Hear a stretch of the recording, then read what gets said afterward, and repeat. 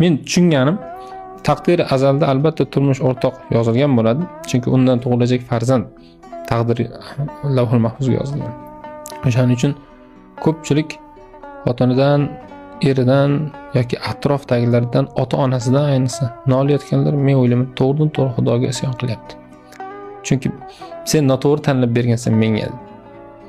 Bandani holini o'zi tushunmasligi mumkin, lekin Alloh taolo yaratuvchidan kim zo'rroq tushiradi?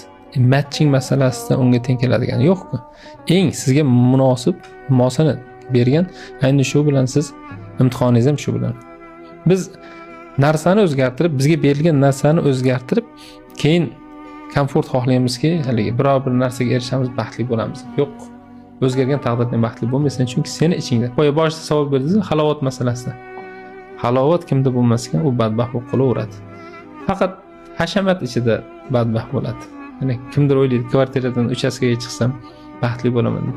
Sen kvartiradagi badbaxt eding, endi uchastkadagi badbaxt bo'lasan. Chunki ichida shu holat mavjud. Qalbing xohlab turgan, ruhing xohlab turgan ozuqani bermagungacha tashqari ziynatni o'zgartirgandan foyda yo'q deyman.